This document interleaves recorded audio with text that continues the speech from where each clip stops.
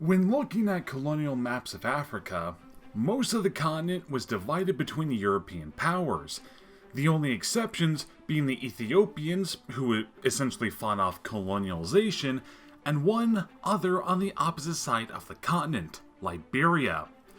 However, this nation is a remnant of pre-colonial times. It was the attempt of African colonization by the United States of America.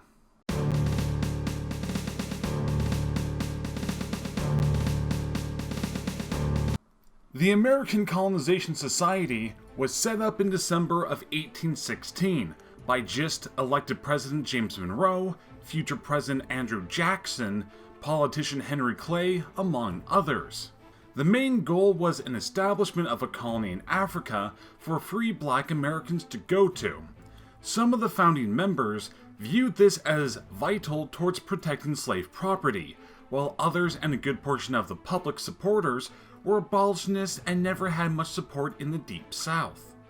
The organization raised around $50,000 in donation and membership fees from sympathizers during its first 10 years, but its biggest early source of income was the US government itself, where in 1819, Congress authorized a payment of $100,000 to the ACS.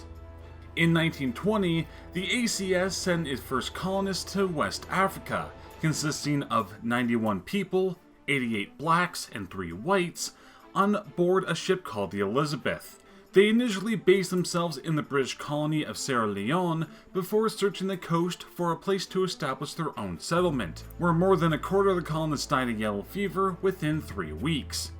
An agent of the ACS arranged to purchase an area of land called Cape Mesurado from the Gola people for the sum of $300. In January of 1822, the first settlers arrived at the settlement. They initially called their settlement Perseverance, but in 1824, they renamed it Monrovia in honor of President James Monroe, who was a supporter of the ACS.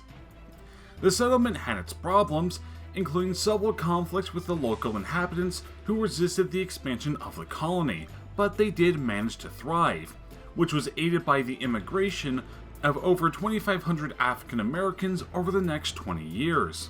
The success of Monrovia inspired the creation of several more American colonies in the region, such as the American Colonization Society in 1831, funded by the state's taxpayers.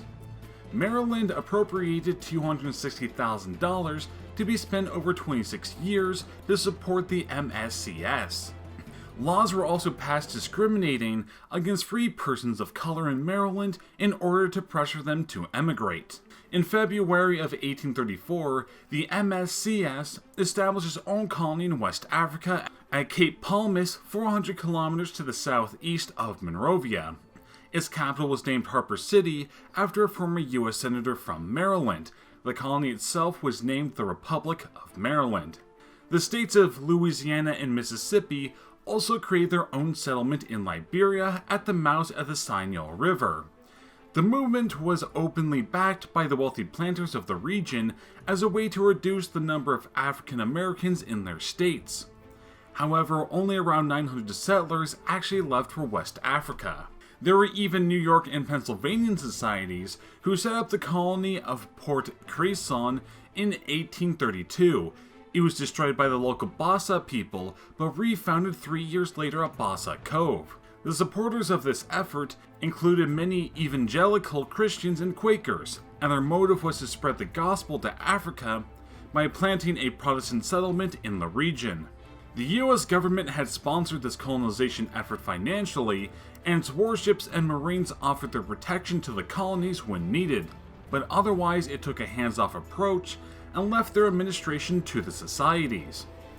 Crucially, the settlements also had British goodwill.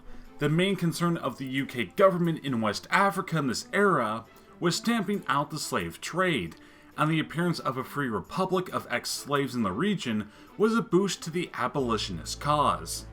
The colonists were almost all African Americans, but they brought with them the English language, Protestant religion, and Euro-American laws, customs, and attitudes to the natives who lived in West Africa. In 1838, the ACS colony of Monrovia united with the Quaker colony at Bassa Cove to form the Commonwealth of Liberia. Its population was 2,250, with 20 churches and 10 schools. A system of government was organized under the ACA back in the United States, and they appointed a governor with executive and judicial powers and a veto over legislation, but the colonists themselves would elect a legislative body. Thomas Buchanan, which was brother of a future US president, was the first governor. After his death in 1841, the ACS appointed a local resident, Joseph Roberts, who became the first black head of government in Liberia.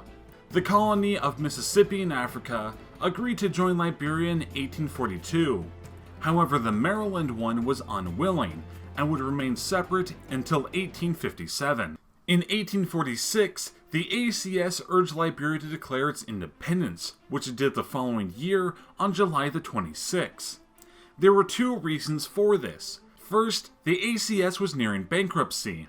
The initial donation from the US government was long gone, and Congress was unwilling to advance more funds, while the colonization movement had never been as popular with the public as its founders had hoped, so donations were insufficient. Second, British merchants were complaining to their own government about attempts by the ACS to restrict or tax their trade with local African tribes along the coast. It was believed that if Liberia declared itself an independent sovereign state, it would be in a stronger position to resist British pressure to allow free trade. Liberia thus became an independent nation in 1847. This didn't stop the ACS from continuing its goal though, and even during the American Civil War, they sent roughly 200 to Africa, but the nation had a bit more to worry about at the time. However, the nation remained part of the US's sphere of influence, with a treaty under which the US government agreed to provide advice and assistance as required. American troops intervened in Liberia at least 5 times in the 19th and 20th centuries to prop up the colonial Liberian government against indigenous African resistance. Liberia's currency from its independence to 1907 was the Liberian dollar, which was pegged to the US dollar. Following the collapse of the economy in 1907, the country was threatened with a takeover by its creditors, but the United States preserved its independence. Following this and the start of the First World War, the United States started to take a more hands-off approach towards its former colony. And while the history of Liberia continues on even to this day, with many important events occurring within the nation, that will be a topic for another time.